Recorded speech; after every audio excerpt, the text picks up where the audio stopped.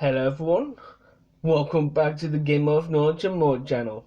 Today we're doing another deck profile and it is on Eldlich the Golden Lord.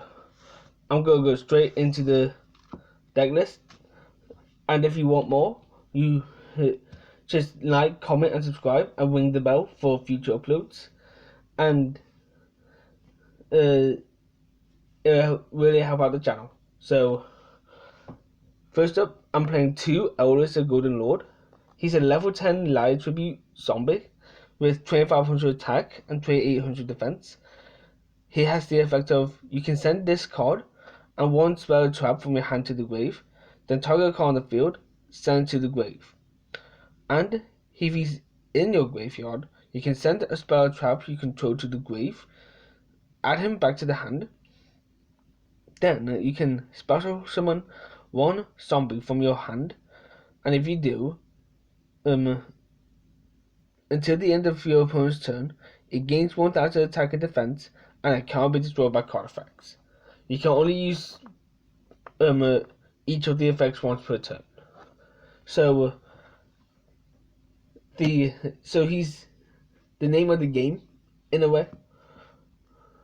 The deck kind of revolves around him, but also because of it being, I also build it more with traps in mind. Next up is 3 Lord of the Heavenly Prison. He's a dark rock with level 10, and he has 3000 attack and defense. And you can refill him during your main phase from your hand until the end of your opponent's turn, and when he's refilled from his own effect, set cards on the field cannot be destroyed by card effects. And if a set spell trap is activated, except during the down step, you can bring him out from your hand. Then, if you activated that effect while he is refilled, you can refill and set a spell trap directly from your deck, but banish it during the end phase of the next turn. You can only use one of his effects per turn, only once that turn. So he can protect any set card from card effect destruction. So he can even protect your monsters. Next, 2 Finish the Monsters, 3 Ash Blossom and Joyous Spring. As you can tell, I'm trying to go for a gold theme. I just need the one more gold rare Ash Blossom. So yeah, what she does is that for her, she's a level 3 fire zombie tuner with no attack points but 1800 defense. When an effect is activated that includes either adding from deck to hand, special summoning from deck, or sending from deck to grave, also known as milling, you can send it to the grave. You can discard her to negate that effect. So she's in here because she's a hand trap. Next, let's go into the spells. So first up, I'm playing 2 Cursed Outland. It has the effect of you cannot declare attacks except with zombies, and you can only use each of the following effects of this card once per turn.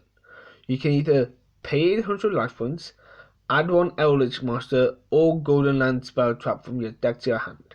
So it's like Crowfoot Scout for Eldlich, if anyone remembers that card. And if it's sent from the spell trap zone to the grave, you can send a Eldlich monster from your deck to the grave, or a Golden Land spell trap. Next is Triple Part of Extravagance. So at the start of your main phase 1, you banish either 3 or 6 random face down cards from your extra deck face down, and you draw a card for every 3 cards banished. But for the rest of this turn, after this card resolves, you cannot draw any cards by card effects. So it can help. In a way, it's part of greed for this deck because we don't use the extra deck, but other times we tend to go into the extra deck. Next, 2 fantasy spells, 1 card by the grave. It's a quick play spell that says target a monster in your opponent's grave, banish it, and if you do, until the end of the next turn, its effects are negated, as well as the activated effects and card effects on the field of monsters with the same original name. So it's in here mainly to stop my opponents from using their hand traps on me or anything else. Next, it is traps, which is a hefty um size. So first up, 3 Eldlich of Scholar Sanguine is a trap that special summons a zombie from Deco Grave, but if you control no Eldlich monsters, you can only bring out Eldlich monsters with this effect, and you cannot bring out. You cannot special summon monsters except zombies when it's resolved. I can't speak today, guys. And you can banish this card from your graveyard and set a Golden Land spell trap directly from your deck. Like Lord of the Heavenly Prison, you can only use one effect per turn, only once that turn. Next, it's time for the Golden Land cards. So, 2 Horror Carrier or the Golden Land. You can bring it out as a normal monster that has a zombie, light attribute, level 5, attack 1800 and defense 1500, and it's also still a trap. Then if you control Eldlich the Golden Lord, you can banish one card from either graveyard. And during the end phase, you can banish this card from your graveyard, set an elixir spell trap directly from your deck. Same as Lord of the Heavenly Prison, only one effect per turn and only once that turn. Next is a card that is easier to say, which is Conquistador. Similar stats to the other trap monster, except it's 500 attack and 1500 defense, and it has. And instead of banishing a card from the grave, if you control Eldlich the Golden Lord, you can destroy a face-up card on the field, non-targeting, and it has the same end phase effect as Horror Carrier. Next up, 3 Storm Strike. This would be Judgment, but I only have 1 Judgment, so Strike is the best replacement for it. It's a counter trap that says when a monster or monsters will be special summoned or a monster effect is activated, pay 1500 life points, negate that, and destroy that card.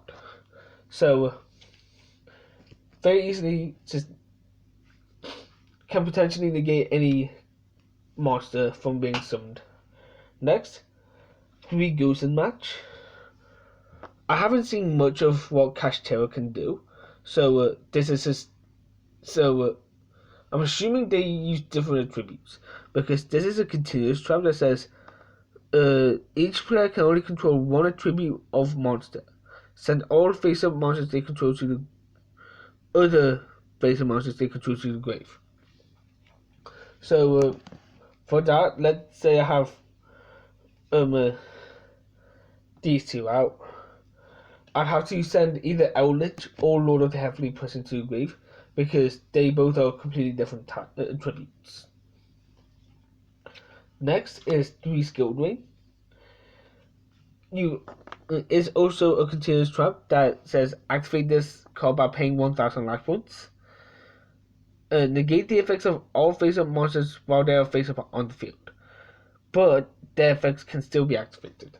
So easy way of negating opponent, like mainly my opponent's monsters. Next is 3. Shut phone. Next is 3 Torrential Tribute.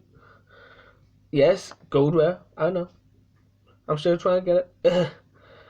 Just when a monster is summoned, destroy all monsters on the field. So just a nice easy board wipe of monsters. Simples. You can do the squeak if you want. Next, 3 Impum. Negate an opponent's monster. And I can either use it from the hand if I have if I control no cards, or negate something in the same spell and trap column as this if I say it first. Lastly, oh my god, it's a lastly. We actually got through it, guys. Can't believe it. Lastly, 3D barrier. Just declare one monster card type, Ritual, Fusion, Synchro, Xyz, or Pendulum, and for the rest of this turn, neither player can special summon monsters of the declared type. Also negate the effects of all monsters of that type while they're on the field. So, for those of you who don't know, um, let's say I choose Fusion for this.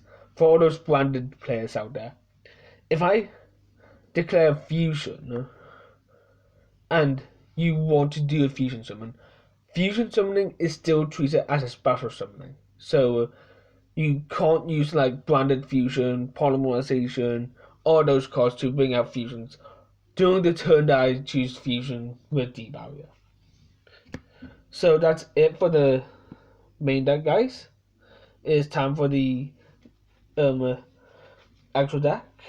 Like even though I played Path Extravagance, I played the actual deck. It's like I don't have extravagant deck. So first up, Bow Sword Dragon. Just nice, easy finisher. And yes, of course, gold rare. I mean, he's a golden lord, guys. Of course I gotta have gold rare in the deck. So he's a link monster whose link rating is 4 and he has 3,000 attack points. He needs 3 plus effect monsters. He can't be destroyed by battle, and once per turn, quick effect, he can target an attack possessor monster, change it to defense. Also, he can make a second attack during each battle phase this turn. Your opponent cannot activate cards or effects in response to this effect's activation. And once per turn, when this card declares an attack on a face-up monster, you can activate this card's effect until the end phase. This card gains attack equal to half of that monster's current attack, and that monster's current attack is halved. So let's say you go to your Blue Eyes White Dragon. Blue Eyes has 3,000 attack. You go into it with your Bow Sword. Bow Sword gains 1,500. The Blue Eyes White Dragon loses 1,500. Or if you boosted it up with like you now restand and he's the only monster, you attack into it. Bow Sword gains 19. Blue Eyes loses 19. Simples. One Vampire Fascinator because like except for Lord of the Heavenly Prison, all my main deck monsters are zombies. So 2 plus monsters including a zombie. If it's link summoned, you can target a monster in your opponent's grave, bring it back to your field in defense, but you can only summon the zombies during that turn. And you can tribute a vampire to take control of an opponent's monster until the end phase. So, nice easy way of getting my opponent's monsters. Next, I'm running a small Nightmare package with Nightmare Unicorn. Yes, gold rare, of course. Oh yeah, Vampire Fascination is a link 3 with 2,400 attack. Nightmare Unicorn is link 3 with 2,200 attack. It needs 2 plus monsters with different names. And if it's link summoned, you can discard a card, then target a card in the field, shuffle it back into the deck, then if it was co-linked, while this effect was activated, you can draw a card. He also has... Oh god, the writing is so small. While any co-linked Nightmare monsters are on the field, for your normal draw in your draw phase, draw a card for each different card name among those co-linked Nightmare monsters instead of drawing just one card. So if you have 3 of them, you draw 3. Also co-linked, I'm going to use Fascinator to help out. So it's like, since Unicorn has one going to the bottom, and Fascinator has one that's going to the top, that is co-linked. No. I just dropped a card, and isn't it? This is dangerous position. Next is one Phoenix. I swear I call it Unicorn. 2 monsters with different names. If it's link summoned, you can discard a card, then target a spell trap your opponent controls, destroy it, then if it's co-link, you draw a card. He also protects your co-link monsters from File destruction. Next is Nightmare Cerberus. Same thing, except they can't be destroyed by card effects, and he does an opponent's monster in the main monster set. Oh, I did it. Next, Lena the Light Charmer, Lustrous. Isn't it because, like, all the Eldlich related monsters are light tribute? She needs two monsters with including a light, and she can bring back an opponent's light monster from the graveyard. So that's it for the Link monsters. Next up is for the Xyz. I'm playing one Scarpass Gangaradai. Needs two level 10s. You can detach a material from him to target a card. Target a card. I can't speak, guys. Bear with me. Target a card your opponent controls. Destroy it, and if you do, inflict 1,000 damage to your opponent. You cannot attack. He cannot attack during the turn you activate this effect. Next is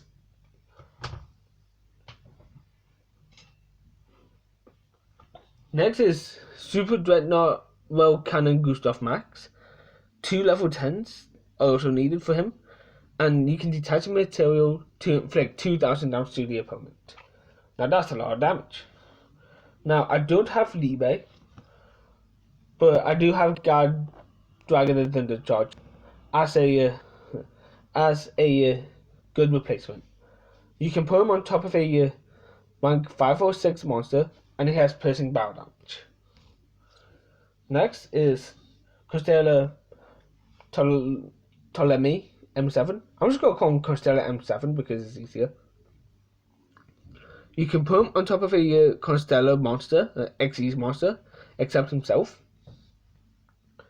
But you cannot use the following effect the turn you activate it, the turn you summon him this way.